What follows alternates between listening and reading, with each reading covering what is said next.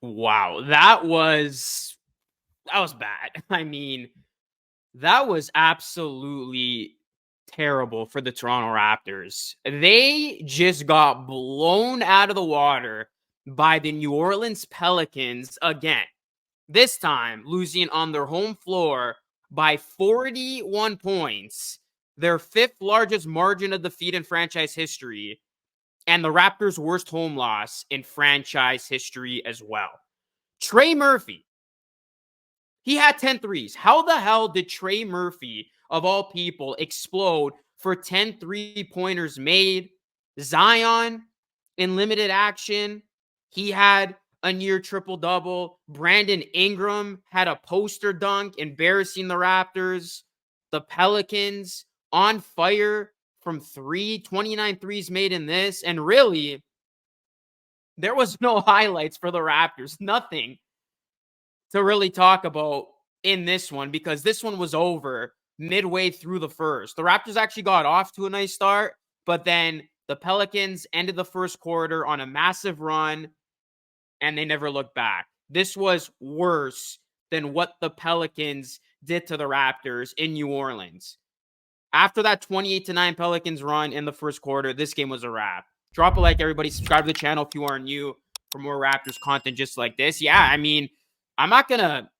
I mean, you guys saw it. If you didn't watch this game, you did yourself a favor. This was just as bad of a performance. One of the worst performances, definitely, of the season by the Raptors. And we know they've had some pretty bad losses this season, but this one's definitely up there. I mean, you knew it was going to be tough. No Scotty Barnes for the rest of the season, pretty much signaling that the season is done for the Raptors. And after this one, I think it's safe to say this thing is over. And it's about, what this team is going to do and kind of the young players they're going to develop over this final stretch. But the Raptors may do themselves a favor here and just try to tank and get back to that sixth worst record because they're not going to win too many games, especially being as shorthanded as they are. No Scotty Barnes.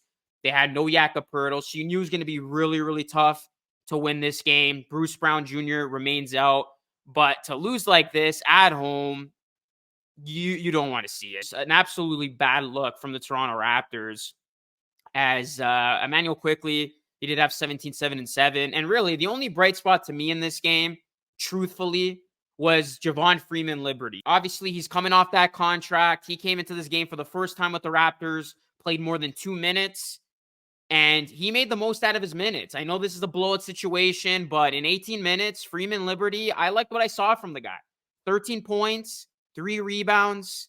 He did he had a couple of nice possessions on the defensive end as well. So this is what it's going to be all about, right? And in a game like this, we were able to see some of the newest additions from the Raptors. Obviously Ramsey, we saw Freeman Liberty, we saw Chardon again, and that's what it's going to be about. It's going to be about giving these young guys ample opportunities over this final stretch to see what they can give you as we kind of see, okay, what's the rotation going to look like going into next season? Obviously, the Raptors locking up Kelly Olynyk to a 2-year contract. I thought it was a really fair deal. So for the most part, we know who is going to be on this team next season, but we still have a lot of questions. Who's going to round out the back part of this rotation? And these young players, they're, playing for an opportunity. So that's what I'm going to be looking forward to this final stretch here. Freeman Liberty, Ramsey, Porter, Chardon, these guys really trying to make their mark and earn a spot on this roster next season. Awara as well. Obviously, you know who the core guys are going to be. Emmanuel Quickly, it's pretty much a guarantee. I know he's headed into restricted free agency, but he's going to be back. Obviously, RJ Barrett, Scotty Barnes, Olynyk, they just, re-signed. Jakob Poeltl is under contract, but we'll see if the Raptors move him or not. Abaji's going to be here. Gary Trent Jr., his future remains to be seen with the team. He's an unrestricted free agent. So there's going to be a lot, like I said, of these younger guys battling for a spot on this team. Obviously, Grady Dick's going to be on the roster. So you know who the core and the nucleus of this team is going to be. There's still some, rounding out the edges. And, these players who are going to be seeing opportunities that they would have otherwise not seen if the Raptors were in contention are going to get a shot. But, yeah, I mean, not much to talk about in this one, guys. This was just an onslaught by New Orleans. I mean, I really don't want to go on and on about how well New Orleans played because this is a Raptors post-game show. But yeah, I mean, New Orleans, this is a team that's not really talked about in the Western Conference, and they should be talked about. This is a very solid team. They're deep.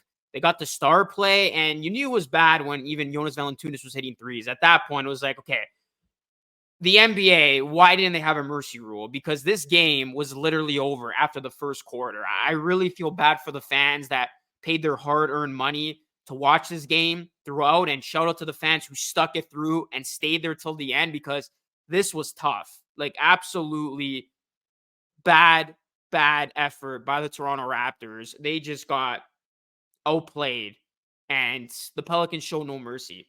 You got to give them credit. I mean, this is a good road team.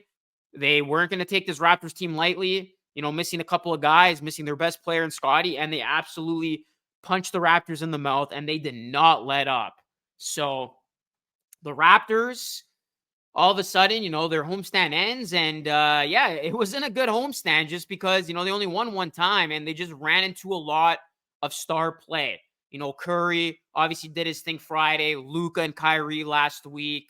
And then you look at this one, it wasn't necessarily Zion, although he did have a nice game in limited time. But, you look at a guy in Trey Murphy, the third, like he explodes with the 10 3-pointers, 34 points. He was a plus 44. The Raptors' lone victory on this homestand against the Hornets. So the Raptors, they're going to be now heading on the road. It's not going to get any easier for them. They're going to be taking on the Phoenix Suns on Thursday. And at this point, I mean, pretty clear, the Raptors aren't going to be making the play-in tournament. The Hawks won tonight, so they just extended their lead over the Raptors. The Raptors with the loss, the only bright side if you are Team Tank is that they're only 2 games back now of the Memphis Grizzlies for the 6th worst record in the NBA standings, in the reverse standings. So obviously the Raptors still have a chance of keeping their 2024 first-round pick, which is owed to San Antonio, top 6 protected. And really, just looking at the final stretch of the schedule, no Scotty, who knows how long Pirtle's going to be out.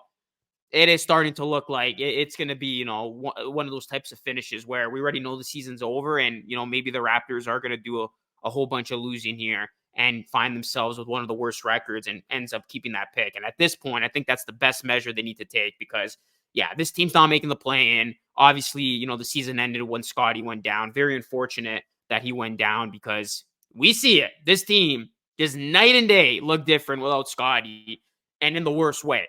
So they definitely need Scotty Barnes out there ASAP, but we will not see Scotty in all likelihood until October. There's no official word yet on the timetable for Scotty, but yeah, I just don't see him coming back. It doesn't make sense at all. So Raptors, they lose this game badly, know their way to put it. I mean, absolutely destroyed, blown out, and yeah, it's one you just put in the trash can, forget about, and you just hope that the Raptors can at least put up somewhat of a fight over this final stretch. And it's going to begin with a date in Phoenix against the Suns. The Raptors have 20 games left on what has been just a wild, wild season for this team. Let me know your thoughts, guys. Hit a like on the video, subscribe to the channel if you're new. That's it for me. It's Lucas signing off.